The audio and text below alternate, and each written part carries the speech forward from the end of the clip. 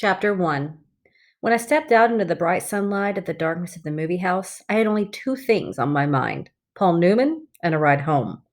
I was wishing I looked like Paul Newman. He looks tough, and I don't, but I guess my own looks aren't so bad. I have light brown, almost red hair and greenish gray eyes. I wish they were more gray because I hate most guys that have green eyes, but I have to be content with what I have.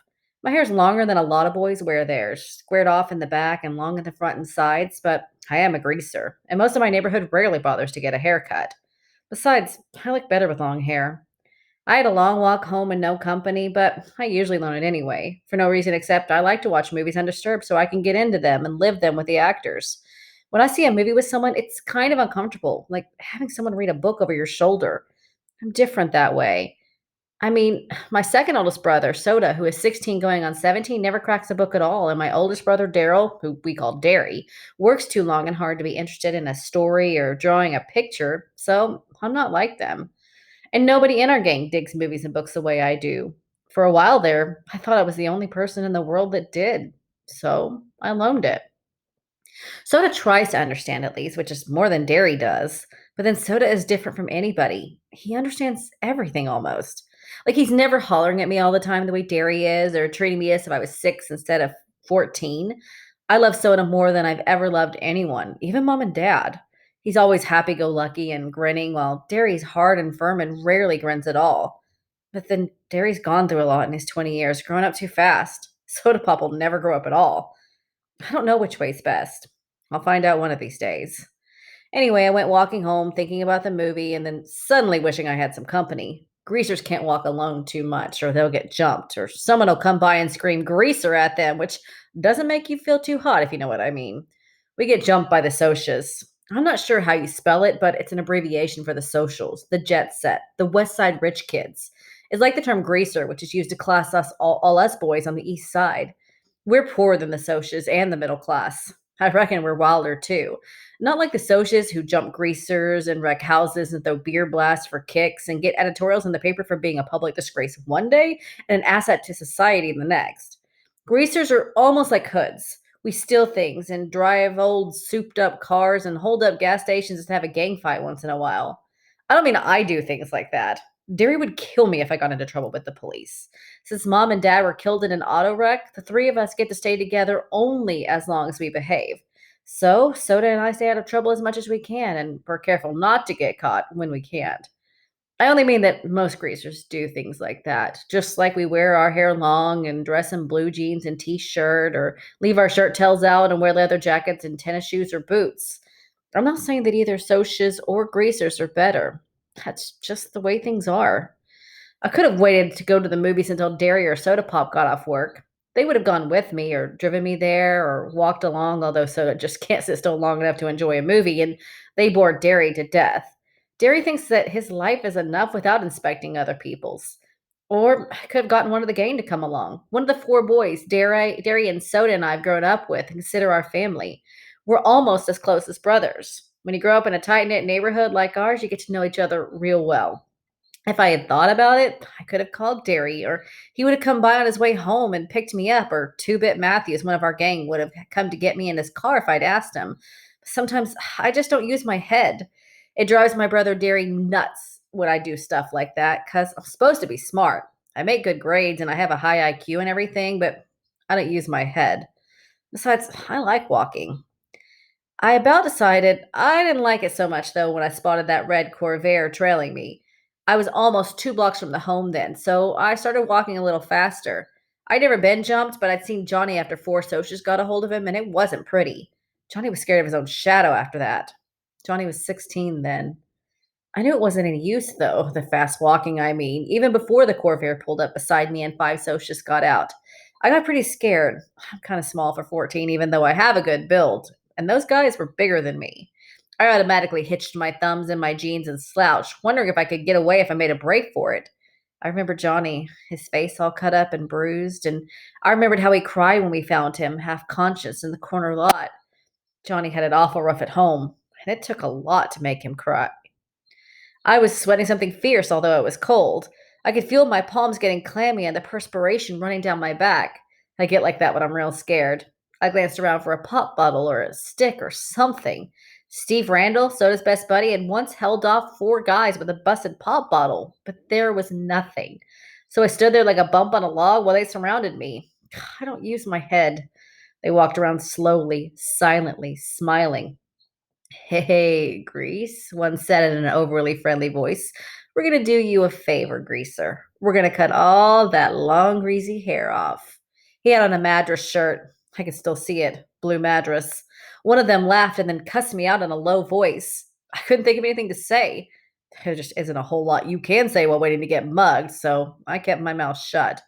Need a haircut, Greaser? The medium sized blonde pulled a knife out of his back pocket and flipped the blade open. I finally thought of something to say. No, I was backing up away from that knife. Of course, I backed right into one of them. They had me down in a second. They had my arms and legs pinned down, and one of them was sitting on my chest with his knees on my elbows. And if you don't think that hurts, you're crazy. I could smell English leather, shaving lotion, and stale tobacco, and I wondered foolishly if I could suffocate before they did anything. I was so scared, I was wishing that I would. I fought to get loose and almost did for a second. Then they tightened on me, and the one on my chest slugged me a couple of times. So I lay still, swearing at them between gasps. The blade was held against my throat. How'd you like that haircut to begin, just below the chin? It occurred to me then that they could kill me. I went wild. I started screaming for soda, dairy, anyone. Someone put his hand over my mouth and I bit it as hard as I could, tasting the blood running through my teeth. I heard a muttered curse and got slugged again, and they were stuffing a handkerchief in my mouth. One of them kept saying, "Shut him up, for Pete's sake, shut him up." And then there were shouts and the pounding of feet, and the socias jumped up and left me lying there gasping. I lay there wondering what in the world was happening. People were jumping over me and running by me, and I was too dazed to figure it out. Then someone had me under the armpits and was hauling me to my feet. It was Derry. Are you all right, pony boy? He was shaking me, and I wish he'd stop. I was dizzy enough anyway. I could tell it was Derry, though, partly because of the voice and partly because Derry's always rough with me without meaning to be. I'm okay. Quit shaking me, Derry. I'm okay. He stopped instantly. I'm sorry. He wasn't really. Derry isn't ever sorry for anything he does. It seems funny to me that he should look exactly like my father and act exactly opposite from him. My father was only 40 when he died, and he looked 25, and a lot of people thought Derry and Dad were brothers instead of father and son. But they only looked alike. My father was never rough with anyone without meaning to be. Derry is 6 feet 2, broad shouldered and muscular. He has dark brown hair that kicks out in front and a slight cowlick in the back, just like Dad's, but Derry's eyes are his own. He's got eyes that are like 2 pieces of pale blue green ice. They've got a determined set to them like the rest of him. He looks older than 20, tough, cool, and smart. He would be real handsome if his eyes weren't so cold. He doesn't understand anything that is not plain hard fact, but he uses his head. I sat down again, rubbing my cheek where I'd been slugged the most. Derry jammed his fists in his pockets. They didn't hurt you too bad, did they? They did. I was smarting and aching, and my chest was sore, and I was so nervous that my hands were shaking, and I wanted to start bawling, but you just don't say that to Derry. I'm okay. Soda Pop came loping back. By then, I figured out that all the noise I'd heard was the gang coming to rescue me. He dropped down beside me, examining my head. You got a little cut up, huh, pony boy? I looked at him blankly. I did? He pulled out a handkerchief and wet the end of it with his tongue and pressed it gently against the side of my head. You're bleeding like a stuck pig. I am? Look. He showed me the handkerchief, reddened as if by magic. Did they pull a blade on you? I remembered the voice. Need a haircut, greaser? The blade must have slipped when he was trying to shut me up. Yeah. Soda is handsomer than anyone else I know. Not like Derry. Soda's movie star kind of handsome, the kind that people stop on the street to watch go by. He's not as tall as Derry, and he's a little slimmer, but he has a finely drawn, sensitive face that somehow manages to be reckless and thoughtful at the same time. He's got dark gold hair that he combs back, long and silky and straight, and in the summer it bleaches to a shining wheat gold. His eyes are dark brown, lively, dancing, recklessly laughing eyes. They can be gentle and sympathetic one moment and blazing with anger the next. He has Dad's eyes, but Soda is one of a kind. He can get drunk in a drag race or dancing without ever getting near alcohol. In our neighborhood, it's rare to find a kid who doesn't drink once in a while, but Soda never touches a drop. He doesn't need to. He gets drunk on just plain living, and he understands everybody. He looked at me more closely. I looked away hurriedly because, if you want to know the truth, I was starting to bawl. I knew I was as white as I felt, and I was shaking like a leaf. Soda just put his hand on my shoulder. Easy, pony boy. They ain't gonna hurt you no more. I know, I said, and the ground began to blur, and I felt hot tears running down my cheeks. I brushed them away impatiently. I'm just a little spooked, that's all. I drew a quivering breath and quit crying. You just don't cry in front of Derry. Not unless you're hurt like Johnny had been that day we found him in the vacant lot. Compared to Johnny, I wasn't hurt at all. Soda rubbed my hair. You're an okay kid, Pony. I had to grin at him. Soda can make you grin no matter what. I guess it's because he's always grinning so much himself. You're crazy, Soda. Out of your mind. Derry looked as if he'd like to knock our heads together. You're both nuts. Soda merely cocked one eyebrow, a trick he learned from Two Bit. It seems to run in the family. Derry stared at him for a moment, then cracked a grin. Soda Pop isn't afraid of him like everybody else and enjoys teasing him. I just assumed he's a full grown grizzly, but for some reason, Derry seems to like being teased by Soda. Our gang had chased the Socias to their car and heaved rocks at them. They came running toward us now, four lean, hard guys. They were as tough as nails and looked it. I'd grown up with them, and they accepted me even though I was younger, because I was Derry and Soda's kid brother, and I kept my mouth shut good. Steve Randall was 17, tall and lean, with thick, greasy hair he kept combed in complicated swirls. He was tacky and smart, and Soda's best buddies since grade school. Steve's specialty was cars. He could lift a hubcap quicker and more quietly than anyone in the neighborhood, but he also knew cars upside down and backward, and he could drive anything on wheels. He and Soda worked at the same gas station, Steve part time and Soda full time, and their station got more customers than any other in town. Whether it was because Steve was so good with cars or because Soda attracted girls like honey draws flies, I couldn't tell you. I liked Steve only because he was Soda's best friend. He didn't like me. He thought I was a tag along and a kid. Soda always took me with him when they went places if they weren't taking girls, and that bugged Steve. It wasn't my fault. Soda always asked me. I didn't ask him. Soda doesn't think I'm a kid. Two Bit Matthews was the oldest of the gang and the wisecracker of the bunch. He was about 6 feet tall, stocky in build, and very proud of his long, rust colored sideburns. He had gray eyes and a wide grin, and he couldn't stop making funny remarks to save his life. You couldn't shut up that guy. He always had to get his 2 bits worth in, hence his name. Even his teachers forgot his real name was Keith, and we hardly remembered he had one. Life was one big joke to 2 Bit. He was famous for shoplifting and his black handled switchblade, which he couldn't have acquired without his first talent, and he was always smarting off to the cops. He really couldn't help it. Everything he said was so irresistibly funny that he just had to let the police in on it to brighten up their dull lives. That was the way he explained it to me. He liked fights, blondes, and for some unfathomable reason, school. He was still a junior at 18 and a half, and he never learned anything. He just went for kicks. I liked him real well because he kept us laughing at ourselves as well as other things. He reminded me of Will Rogers. Maybe it was the grin. If I had to pick the real character of the gang, it would be Dallas Winston. Dally. I used to like to draw his picture when he was in a dangerous mood, for then I could get his personality down in a few lines. He had an elfish face with high cheekbones and a pointed chin, small, sharp animal teeth, and ears like a lynx. His hair was almost so white it was so blonde, and he didn't like haircuts or hair oil either, so it fell over his forehead in wisps and kicked out in the back in tufts and curled behind his ears and along the nape of his neck. His eyes were blue, blazing ice, cold with the hatred of the whole world. Dally spent 3 years on the wild side of New York and had been arrested at the age of 10. He was tougher than the rest of us. Tougher, colder, meaner. The shade of difference that separates a greaser from a hood wasn't present in Dally. He was as wild as the boys in the downtown outfits, like Tim Shepard's gang. In New York, Dally blew off steam in gang fights, but here organized gangs were rarities. They were just small bunches of friends who stick together, and the warfare between the social classes. A rumble, when it's called, is usually born of a grudge fight. The opponents just happen to bring their friends along.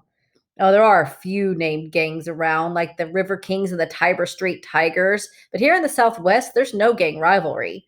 So Dally, even though he could get into a good fight sometimes, had no specific thing to hate. No rival gang, only socias. And you can't win against them no matter how hard you try because they've got all the breaks, and even whipping them isn't going to change that fact. Maybe that was why Dally was so bitter. He had a good reputation, had quite a reputation. They had a file on him down at the police station. He'd been arrested. He got drunk. He rode in rodeos, lied, cheated, stole, rolled drunks, jumped small kids. He did everything. I didn't like him, but he was smart, and you had to respect him. Johnny Cade was last and least. If you could picture a little dark puppy that has been kicked too many times and is lost in a crowd of strangers, you'll have Johnny. He was the youngest next to me, smaller than the rest, with a slight build. He had big black eyes and a dark tan face. His hair was jet black and heavily greased and combed to the side, but it was so long that it fell in shaggy bangs across his forehead. He had a nervous, suspicious look in his eyes, and that beating he got from the socius didn't help matters. He was a gang's pet, everybody's kid brother. His father was always beating him up, and his mother ignored him except when she was hacked off at something, and then you could hear her yelling at him clear down at our house. I think he hated that worse than getting whipped. He would have run away a million times if we hadn't been there. If it hadn't been for the gang, Johnny would have never known what love and affection are. I wiped my eyes hurriedly. Did you catch him? Nope. They got away this time, the dirty two-bit went on cheerfully, calling the socius every name he could think of or make up. The kid's okay? I'm okay. I tried to think of something to say. I'm usually pretty quiet around people, even the gang. I changed the subject. I didn't know you were out of the cooler yet, Dally. Good behavior. Got off early. Dallas lit a cigarette and handed it to Johnny. Everyone sat down to have a smoke and relax. A smoke always lessens the tensions. I quit trembling and my color was back. Cigarette was calming me down. Two Bit cocked an eyebrow. Nice looking bruise you got there, kid. I touched my cheek gingerly. Really? Two Bit nodded sagely. Nice cut, too. Makes you look tough. Tough and tough are two different words. Tough is the same as rough. Tough means cool, sharp, like a tough looking Mustang or a tough record. In our neighborhood, both are compliments. Steve flicked his ashes at me. What are you doing walking by your lonesome? Leave it to good old Steve to bring up something like that. I was coming home from the movies. I didn't think. You don't ever think, Derry broke in. Not at home or anywhere when it counts. You must think at school with all those good grades you bring and you've always got your nose in the book, but do you ever use your head for common sense? No, sirree, bub. And if you did have to go by yourself, you should have carried a blade. I just stared at the hole in my tennis shoe. Me and Derry just didn't dig each other. I never could please him. He would have hollered at me for carrying a blade if I'd carried one. If I brought home B's, he wanted A's. And if I got A's, he wanted to make sure they stayed A's. If I was playing football, I should have been studying. And if I was reading, I should be out playing football. He never hollered at Soda Pop. Not even when Soda dropped out of school or got tickets for speeding. He just hollered at me. Soda was glaring at him. Leave my kid brother alone, you hear? It ain't his fault he likes to go to the movies, and it ain't his fault the socials like to jump us. And if he'd been carried a blade, it would have been a good excuse to cut him to ribbons. Soda always takes up for me. Derry said impatiently, when I want my kid brother to tell me what to do with my other kid brother, I'll ask you, kid brother. But he laid off. He always does when Soda Pop tells him to, most of the time. Next time, get one of us to go with you, Pony Boy, Two Bit said. Any of us will. Speaking of movies, Dally yawned, flipping away a cigarette. I'm walking over to the Nightly Double tomorrow night. Anybody want to come and hunt some action? Steve shook his head. Me and Soda are picking up Evie and Sandy for the game. He didn't need to look at me the way he did right then. I wasn't going to ask if I could come. I'd never tell Soda because he really likes Steve a lot, but sometimes I can't stand Steve Randall. I mean it. Sometimes I hate him. Derry sighed, just like I knew he would. Derry had never had time to do anything anymore. I'm working tomorrow night. Dally looked at the rest of us. How about y'all? Two Bit, Johnny Cake, you and Pony want to come? Me and Johnny will come, I said. I knew Johnny wouldn't open his mouth unless he was forced to. Okay, Derry? Yeah, since it ain't a school night. Derry was real good about letting me go places on the weekends. On school nights, I could hardly leave the house. I was planning on getting boozed up tomorrow night, Two Bit said. If I don't, I'll walk over and find y'all. Steve was looking at Dally's hand. His ring, which he had rolled a drunk senior to get, was back on his finger. You break up with Sylvia again? Yeah, and this time it's for good. Little Bra was two-timing me again while I was in jail. I thought of Sylvia and Evie and Sandy and Two Bit's mini blondes. They were the only kind of girls that would look at us, I thought. Tough, loud girls who wore too much eye makeup and giggled and swore too much. I liked Soda's girl Sandy just fine, though. Her hair was a natural blonde, and her laugh was soft, like her china blue eyes. She didn't have a real good home or anything and was our kind, greaser, but she was a real nice girl. Still, lots of times I wondered what other girls were like. The girls who were bright eyed and had their dresses a decent length and acted as if they'd like to spit on us if given a chance. Some were afraid of us, and remembering Dallas Winston, I didn't blame them. But most looked at us like we were dirt, gave us the kind of look that the socialists did when they came by in their Mustangs and Corvairs and yelled grease at us. I wondered about them, the girls, I mean. Did they cry when their boys were arrested like Evie did when Steve got hauled in, or did they run out on them the way Sylvia did Dallas? Maybe their boys didn't get arrested or beaten up or busted up in rodeos. I was still thinking about it when I was doing my homework that night. I had to read Great Expectations for English, and that kid, Pip, he reminded me of us. The way he felt marked lousy because he wasn't a gentleman or anything, and the way the girl kept looking down on him. That happened to me once. One time in biology, I had to dissect a worm, and the razor wouldn't cut, so I used my switchblade. The minute I flicked it out, I forgot what I was doing, or I never would have done it.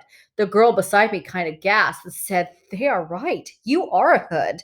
That didn't make me feel so hot. There are a lot of socials in that class. I get put into A classes because I'm supposed to be smart, but most of them thought it was pretty funny. I didn't, though. She was a cute girl. She looked real good in yellow. We deserve a lot of our trouble, I thought. Dallas deserves everything he gets and should get worse if you want the truth. And Two Bit, he doesn't really want or need half the things he swipes from stores. He just thinks it's fun to swipe everything that isn't nailed down. I can understand why Soda Pop and Steve get into drag races and fight so much, though. Both of them have too much energy, too much feeling, with no way to blow it off. "Rub it harder, Soda," I heard Derry mumbling. "You're going to put me to sleep." I looked through the door. Soda Pop was giving Derry a back rub. Derry's always pulling muscles. He roofs houses, and he's always trying to carry 2 bundles of roofing up the ladder. I knew Soda would put him to sleep because Soda can put about anyone out when he sets his head to it. I thought Derry worked too hard anyway. He thought Derry worked too hard anyway. I did too. Derry didn't deserve to work like an old man when he was only 20. He'd been a real popular guy in school. He was captain of the football team and he'd been voted Boy of the Year. But we just didn't have the money for him to go to college, even with the athletic scholarship he won. And now he didn't have time between jobs to even think about college. So he never went anywhere. I never did anything anymore except work out at gyms and go skiing with some old friends of his sometimes. I rubbed my cheek where it had turned purple. I looked in the mirror, and it did make me look tough. Derry maybe put a band-aid on the cut. I remembered how awful Johnny had looked when he got beaten up. Had just as much right to use the streets as the socialists did, and Johnny had never hurt them. Why did the socialists hate us so much? We left them alone. I nearly went to sleep over my homework trying to figure it out. Soda Pop, who had jumped into bed by this time, yelled sleepily for me to turn the light off and get to bed. When I finished the chapter I was on, I did. Lying beside Soda, staring at the wall, I remembered the faces of the socials as they surrounded me, that blue madras shirt the blonde was wearing, and I could still hear a thick voice. "Need a haircut, greaser?" I shivered. "You cold, pony boy?" "A little," I lied. Soda threw one arm across my neck. He mumbled something drowsily. "Listen, kiddo, when Derry hollers at you, he don't mean nothing. He's just got more worries than somebody his age ought to. Don't take him serious. You dig, pony? Don't let him bug you. He's really proud of you because you're so brainy. It's just you're the baby. I mean, he loves you a lot. Savvy?" "Sure," I said, trying for Soda's sake to keep the sarcasm out of my voice. "Soda?" "Yeah?" "How come he dropped out of school?" I'd never gotten over that. I could hardly stand it when he left school. "'Cause I'm dumb. The only things I was passing anyway were auto mechanics and gym." "You're not dumb." "Yeah, I am. Shut up and I'll tell you something. Don't tell Derry, though." "Okay." "I think I'm gonna marry Sandy. After she gets out of school and I get a better job and everything. I might wait till you get out of school, though, so I can still help Derry with the bills and stuff." "Tough enough. Wait till I get out, though, so you can keep Derry off my back. Don't be like that kid. I told you he don't mean half of what he says." "You in love with Sandy? What's it like?" "Hmm." He smiled happily. "It's real nice." In a moment, his breathing was light and regular. I turned my head to look at him, and in the moonlight, he looked like some kind of Greek god come to earth. I wondered how he could stand being so handsome. Then I sighed. I didn't quite get what he meant about Derry. Derry just thought I was another mouth to feed and someone to holler at. Derry loved me? I thought of those hard, pale eyes. Soda was wrong for once, I thought. Derry doesn't love anyone or anything except maybe soda. I didn't hardly think of him as being human. I don't care, I lied to myself. I don't care about him either. Soda's enough, and I'd have him until I got out of school. I don't care about Derry.